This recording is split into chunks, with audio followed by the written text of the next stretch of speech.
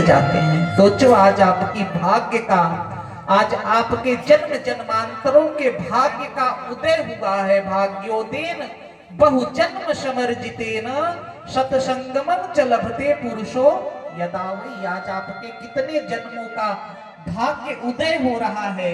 आपके पितरों ने कृपा करी होगी, आपके पितृ मना रहे होंगे कि कोई मेरे कुल का लायक बैठ करके भागवत सुने, और उसके हृदय में बैठ करके मैं उस कथा को सुनूं जो मैं अनंत जन्म से प्रेत योनियों में, भूत योनियों में भटक रहा हूं, मेरा उद्धार हो जाए। उन पितरों की कृपा, उन ग्राम देवता की कृपा और आपके भाग्य का जब उदय हुआ भैया, तो भगवान की कथा आपके गांव में खुद चल करके आई। सोचो आपको कुछ प्रयास करना पड़ा, किसी को कोई प्रयास करना पड़ा कि हमारे गांव में कथा हो जाए? किसी ने प्रयास किया?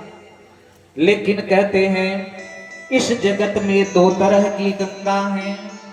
एक गंगा है भगवती भागीरथी गंगा, जो भगवान नारायण के चरण से निकल करके ब्रह्मा जी के कमंडल में, और ब्रह्मा के कमंडल से निकल करके शिव की जटा में, ध्यान से सुनना सब, और शिव की जटा से निकल करके वो भगवती भागीरथी गोमुख से होती हुई ऋषिकेश, हरिद्वार, प्रयाग, कनखल, विंध्याचल, वाराणसी आदि तीर्थों को पवित्र करती हुई वो गंगा जाकर के बाद में गंगा सागर में विलीन हो जाती है। एक वो गंगा है, और एक दूसरी गंगा है जो भगवान के मुख से निकली गंगा है, जिनको भागवतीय गंगा कहा जाता है, जो आज आपके सामने विराजमान है। अब बोलो भैया कि अगर उन गंगा को चाहो कि हरिद्वार से अपने राठौड़ा गांव में ला लो, तो क्या वो गंगा मैया आ जाएंगी? किसी में इतनी पावर है? नहीं ला सकता। लेकिन ये जो गंगा भगवान के मुख से और जो आज से प्रवाहित हो रही है आपके गांव में, भगवान कहते हैं भोलेनाथ धन्य धन्य गिरिराज कुंवारी, और तुम समान नहीं को उपकारी। बोले धन्य है गिरिराज की कुमारी पार्वती, तुम धन्य हो, तुम्हारे जैसा कोई उपकारी इस जगत में नहीं है। तो गौरी ने कहा हे प्रभु, मैंने कौन सा उपकार कर दिया जगत का? बोले हे देवी, तूने जो मुझसे कथा पूछी है, जो तू कह रही है कि मुझे भगवान की कथा सुनाओ, पूछे हूँ रघुपति कथा प्रसंगा, और सकल लोक जगे तारिणी गंगा।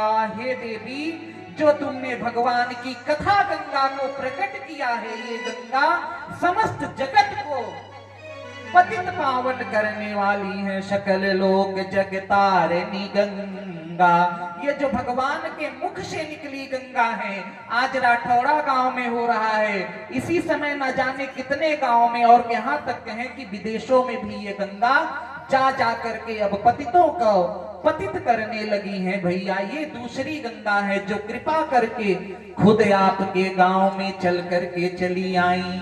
अब इनकी महिमा का ध्यान आपको करना है कि आप इन गंगा को कैसे लेते हो। और काल ब्याल मुख ग्रास त्रास निराश हेतवे, और श्रीमद् भागवतम शास्त्रम कलौ कीरेण भाषितम। भगवान वेद व्यास कहते हैं कि हम सभी प्राणी काल रूपी ब्याल के मुख में हैं। ब्याल जानते हो किसको कहा जाता है? संस्कृत में अजगर को ब्याल कहा जाता है। अब चाहे उसको अजगर कह दो, चाहे उसको इंग्लिश में उसका कुछ नाम होगा नहीं आ रहा है, चाहे ब्याल कह दो, लेकिन है तो एक ही। बोल भक्त वत्सल भगवान की। तो ये जो संसार रूपी काल है, ये जो काल है, उस काल रूपी ब्याल का मुख हमेशा खुला रहता है, और उसी ब्याल के मुख में हम और आप लोग। अच्छा, किसी को पता है क्या कि हम कल कथा सुनने आएंगे? किसी को पता है? या कोई गारंटी से कह सकता ना ना हम कल कथा सुनने आएंगे, कल कथा महाराज जी कहेंगे?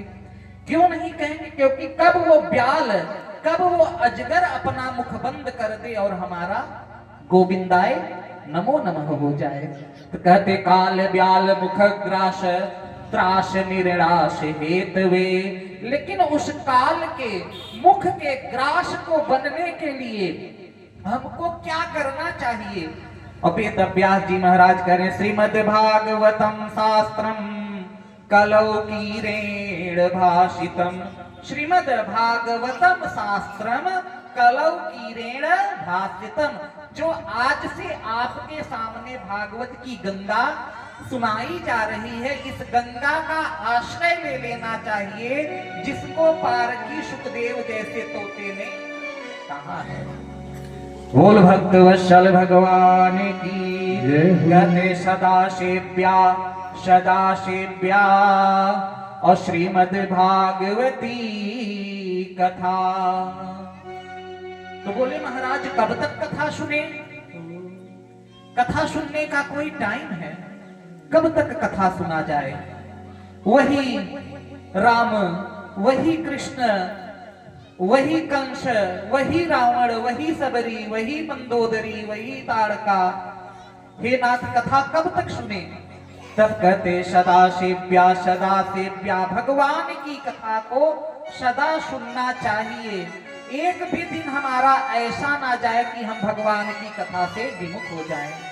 यहाँ नहीं सुन रहे तो घर पे टीवी में, आस्था पे, संस्कार पे या मोबाइल पे लगा लिया सदा सेव्या श्रीमद् भागवती कथा। तो बोले क्या होगा प्रभु बार बार सुनने से? गुरुजी इन्हें ये ना बताओ, यहाँ नहीं सुनने तो टीवी में सुन लो, ये कोई सन्याटे के कल वो तो कह के यही सुन लेकर छोड़। नहीं, इतना भरोसा है कि सब आएंगे। हाँ, अभी यहाँ चलिए, अभी यहाँ सुनो, उसके बाद में फिर टीवी में सुनते रहना। इतना भरोसा है। देखो जब प्रत्यक्ष गुरुदेव बैठ करके कहें उसका एक अलग प्रभाव रहता है। हम व्यास मंच के पास बैठे हैं, शिवालय में बैठे हैं, बट वृक्ष के नीचे बैठे, उसकी अलग महिमा हो जाती है। जब कथा नहीं हो रही तो मोबाइल पे सुने, टीवी में लगा के सुने, इतने तो ज्ञान होगा ही। बोल भक्त वत्सल भगवान की और श्रीमद् भागवतम शास्त्रम। बोले सदा सेव्या श्रीमद् भागवतम शास्त्रम। भगवान की कथा जो नित्य सुनता है, यश श्रवण मात्रेण हरिश्चित्तम समात्रयेत। भगवान की कथा को सुनने मात्र से जो टेढ़ी टांग वाले कन्हैया है वो भक्त के चित्त में जाकर के चिपक जाते हैं। और जब भगवान आपके चित्त में चिपक गए तो उन भगवान को आप चाहो कि कितना भी निकाल के फेंक दो, कितना भी आपका मन चाहे कि अब मैं भक्ति नहीं करूंगा, लेकिन भगवान ऐसे चिपकते हैं कि वो एक बार चिपके तो दोबारा निकल के आपके हृदय से नहीं जा सकते। इसीलिए कहे पुनि पुनि कीते नहु सुनहि सुनावे, पुनि पुनि कीते नहु।